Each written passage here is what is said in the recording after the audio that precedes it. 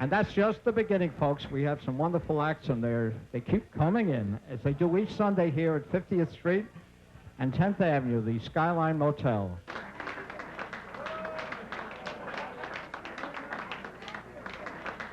The kids are all grown up now and out of the house.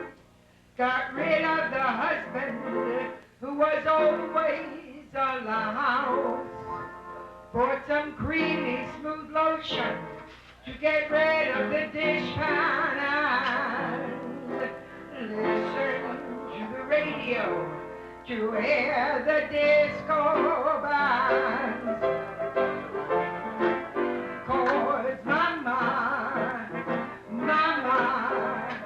Mama's getting ready to play. Mama's going to do it away.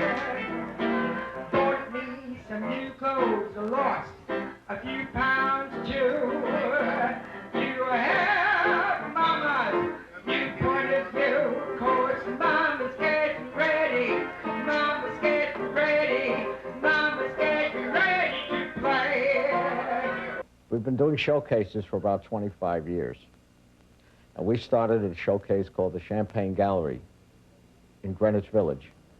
At that time, we had singing waiters and waitresses, and people would come in to break in their material. People like Richie Pryor, Rodney Dangerfield, Renee Taylor, and so forth. And these people were just breaking into the business. They had new material, they had new comedy, and they had new songs that they wanted to do and break in.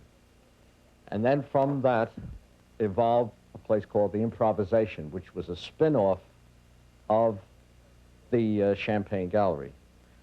Now, most of the clubs today are comedy clubs, or they have contemporary music and rock. What we do at 50th Street is just a little different. We do a lot of the standards. We do Gershwin and Cole Porter. We do very little rock. We do country music, and we even go into opera. And a lot of these people really just like to get out and sing.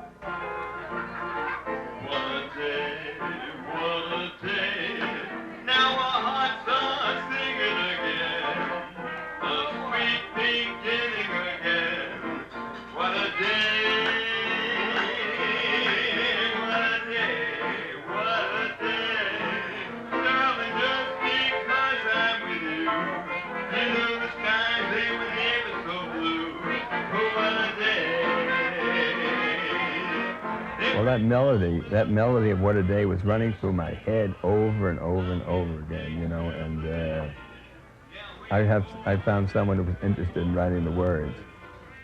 He took my lyric out and put his lyric in, which is a show business thing they do in songwriting, you know, switched it.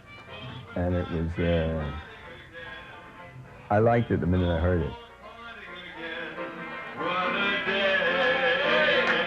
And when I was known as the singing bus driver, at the newspapers used to take my pictures. There's a commercial for the TA.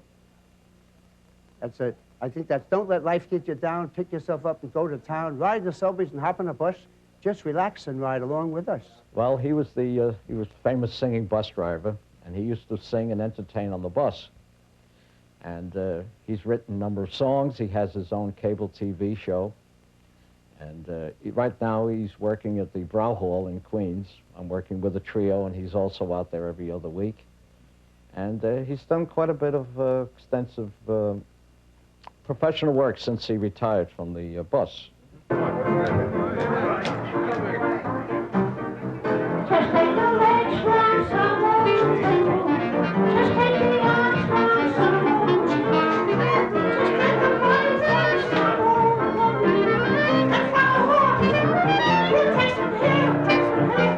Once in a while we get someone that's a real superstar that's been around the business for, well, like 30, 40, 50 years, even 60 or 70.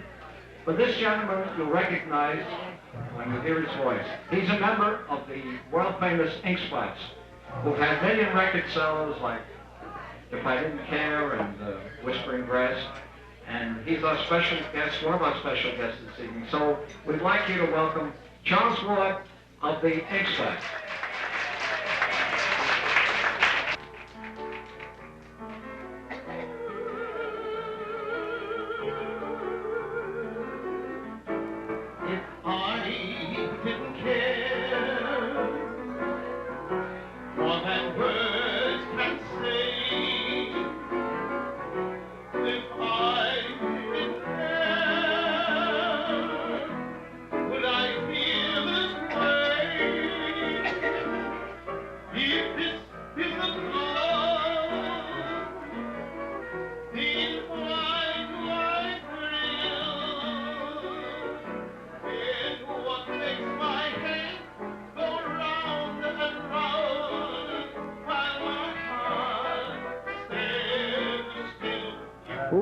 Spots were the biggest group in the world, man.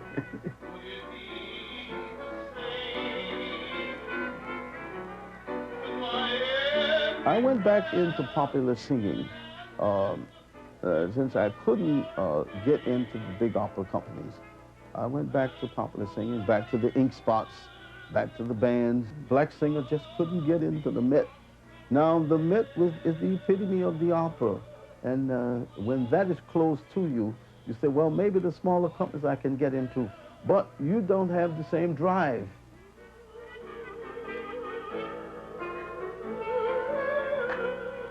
I'm the lead tenor. I still sing G over high C. That's way up there.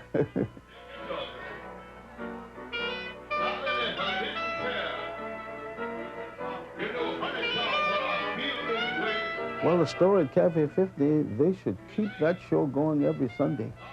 That's the only place in the city of New York where you can go and you'll find a singer sing ballad songs, Stormy Weather, Stardust, My Prayer, If I Didn't Care. You can hear all those pretty songs there, Nevertheless, and singers, real singers who can really sing. Of course, Jerry King is there, who's a very good pianist. A lot of these acts were very active, but at this time, you know, with the change to rock, and it's very hard for some of these acts to really keep working as they were. So it's sort of, instead of saying, will they make it, I hate to say it, but it's like the curve has gone the other way slightly, because they were up there and they're trying to keep what they've had, you see. It's like, you know, it's not only the age factor, it's what the people are accepting today. When your husband treats you like a piece of dirt, when you find the purple lipstick on his shirt, then my dear, it's clear the honey is over, and you better be on the alert. When your wife decides that you should wear the pants, when she puts you down and she gets the chance, then my dear, it's clear the honey is over, and you better search for more romance. Time you saw your old crusty lawyer. If it wasn't for Cafe 50, we decided to, let's go back to singing. We were out for a year. We weren't doing anything.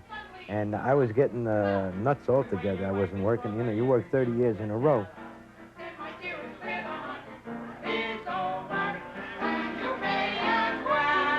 We met singing, and we've been singing ever since.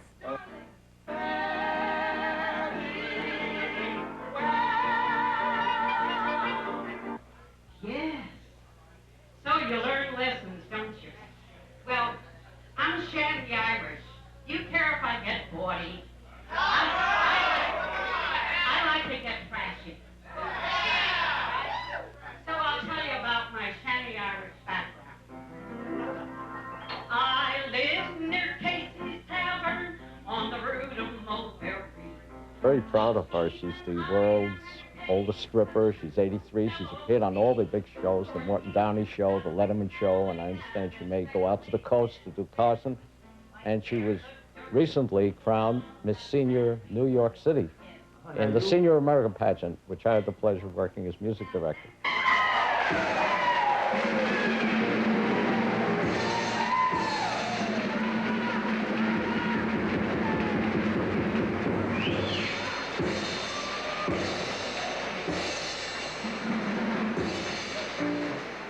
I do not like competition. I feel I sing, I can perform, because we've been performing for years, but I don't like competition, you know, to feel that somebody else... And then, you know, feel everybody's in this... we knew who was going to win it before we even went into it, you know, because they were all telling us who was going to win it.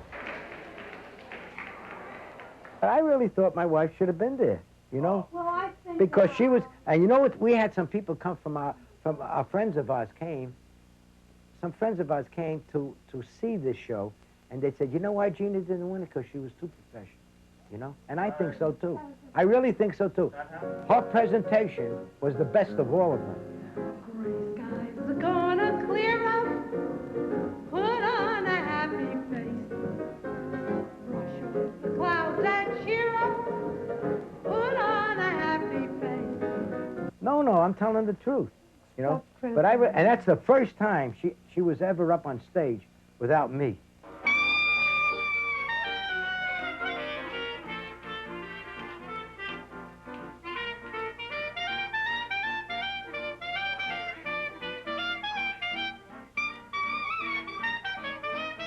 Tony Rea.